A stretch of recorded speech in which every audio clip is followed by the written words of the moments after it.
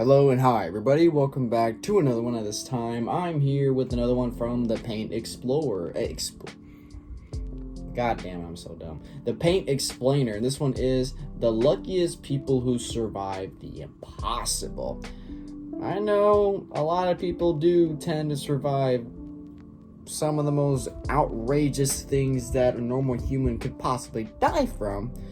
But there are some lucky ass people out there, so we'll just see some of them here. So with that being said, if you haven't yet watched the original video yourself, link to it will be in the description. So with that being said, let's get into this. Stephen McCormack. Stephen, an experienced truck driver from New Zealand, was working on his truck. He was positioned between the truck's bumper and the trailer when something crazy happened. He slipped and fell, but something felt off. He didn't feel just regular pain. He felt his body inflating like a balloon, nearly doubling in size. His colleagues and his son rushed to help him, quickly realizing what had actually happened. Stephen had fallen onto the brass valve that supplies compressed air to the truck's brakes. The valve punctured his bum, forcing pressurized air into his body. They immediately shut off the air supply, laid him on the ground, and called an ambulance. Unfortunately, both emergency vehicles in the area were occupied, forcing him to wait in that state for an entire hour. When he finally arrived at the hospital, doctors understood the severity of his condition. The air had separated fat tissue from muscle, filling his abdomen, chest, and even the spaces around his lungs, heart, and behind his eyelids. To help him breathe, doctors inserted a tube through his ribs and into his lungs. As for the trapped air, it had to be expelled naturally through farts, a process that took 3 days. Stephen made a full recovery, and doctors later determined that if the valve had punctured another part of his body, it could have damaged a blood vessel, and he would have died. Joan Murray. Joan Murray was an experienced skydiver, having already completed 35 jumps. It was supposed to be just another routine dive, and as she plummeted at 120 miles per hour, she attempted to deploy her parachute. I say attempted because it didn't open. After multiple tries, she reached for her reserve parachute, which, to her relief, deployed successfully. However, another problem quickly arose. She began spinning uncontrollably, causing the parachute's cords to tangle into a knot, rendering it useless. She crashed into the ground at 80 miles per hour, and upon impact, she heard a loud crack before losing consciousness. Joan fell into a coma and was rushed to the hospital, where doctors performed multiple complex reconstructive surgeries and blood transfusions. The entire right side of her body was crushed, yet incredibly, 2 weeks later, she woke up from the coma and made a full recovery. The reason she survived was just crazy. By pure chance, she landed directly on a fire ant nest, disturbing the venomous ants. In response, they came out of their nests and swarmed her body, stinging and biting her over 200 times. Fire ant venom, known as solanopsin, stimulates the nervous system. The overwhelming amount of it that was injected into her body kept her heart beating until paramedics arrived, saving her life. Margaret Guire.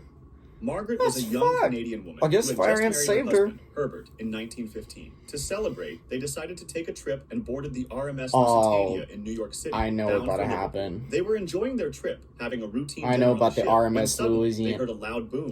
The ship had been torpedoed by a German submarine. Herbert I know about this escorted story. his wife Margaret to a lifeboat, where she was joined by 3 other women and a baby. However, as she looked up, she saw the ship's massive smokestacks above them, and she feared they might collapse onto their lifeboat. In a moment of panic, she climbed back up the stairs to the deck, while Herbert, believing she was safe, boarded another lifeboat with other passengers. As the Lusitania rapidly sank, Margaret tried to swim away from the wreckage, but her efforts were in vain. A whirlpool formed as the ship submerged, pulling her and 2 other men into one of the smokestacks. I didn't know about a whirlpool. Miraculously, a sudden explosion from below blasted her back to the surface, where she was spotted and rescued by a nearby lifeboat. As she looked around, she saw Herbert in another lifeboat crying, believing she had died.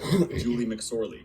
Julie McSorley and Liz Cottrell were kayaking in San Luis Obispo, California, drawn by a spectacular event, humpback whales feeding on fish in the bay. There were lots of tourists on their boats and kayaks watching the whole thing. And even though whale watching is a popular activity, it comes with important safety precautions. Experts recommend staying at least 300 feet away from the feeding zone to avoid dangerous encounters. Unfortunately, Julie and Liz misjudged the distance. A tightly packed swarm of fish, known as a bait ball, suddenly moved alarmingly close to them. But they weren't the only ones to notice. Their presence had also caught the attention of a humpback whale. Before they had time to react, the whale lunged forward to swallow the fish, but in the process, it also scooped up Julie and Liz. Trapped inside its massive mouth, they probably thought that they were about to be swallowed whole. After all, humpback whales can grow up to 56 feet long, a huge size from a human perspective. However, despite their enormous mouths, humpback whales have relatively small throats, only about the size of a human fist and capable of stretching to just 15 inches in diameter. Oh. They also lack teeth, meaning the two women weren't crushed. Luckily, Okay. a whale's natural instinct is to spit out anything that isn't fish, and that's exactly Oh. what happened. Moments later, Julie and Liz were spat out from the whale's mouth and surfaced unharmed.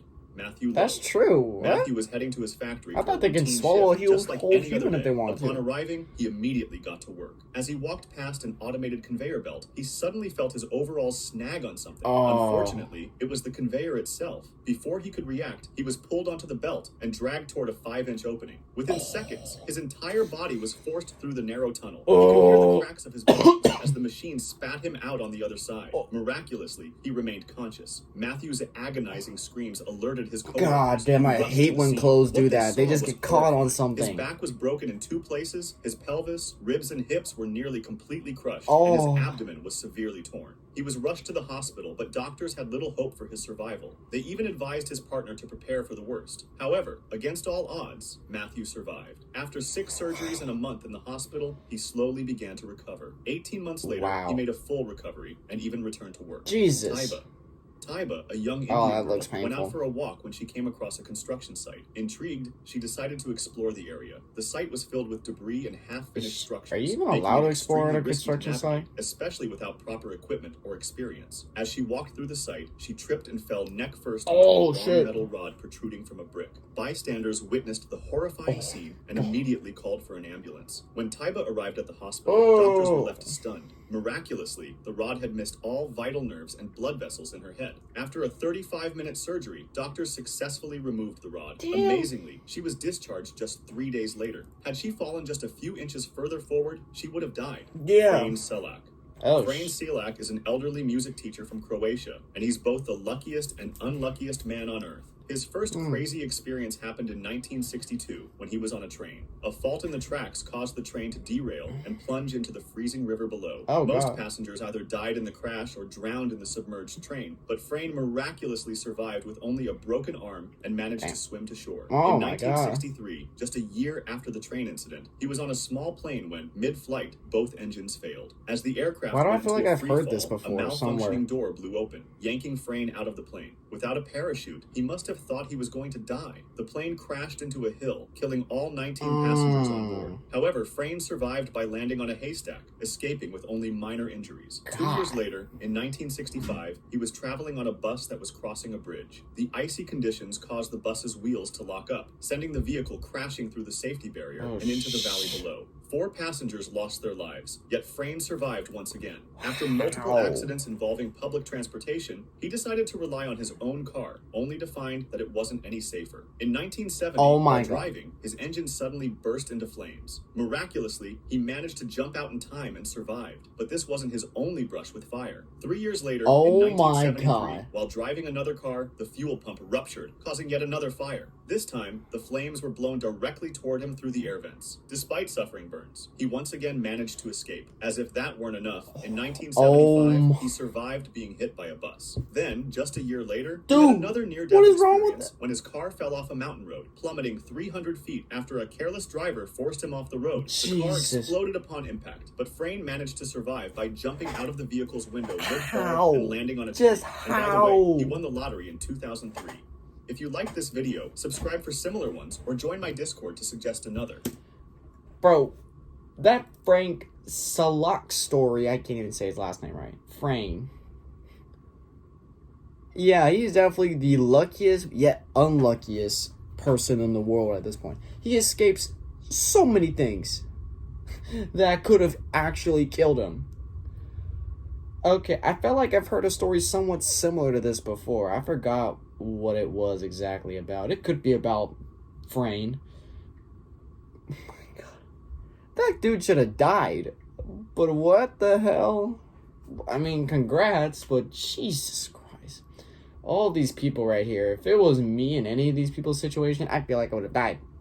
I feel like I would have been straight dead, but... Oh my God. Man. I mean, at least everyone here survived these fucking horrific moments. Because, Jesus, a normal human could possibly have died from that. From any of these. But, Thank God for all the people that were in here that actually did survive. Anyways, guys, if you enjoy this, be sure to give this video a like. If you haven't yet, subscribe. Be sure to do so right now and turn on notifications to be notified for any video that I upload. And I'll catch you guys later in the next one whenever I start doing that. So, hope you guys enjoy. I'll catch you guys later. So, take care.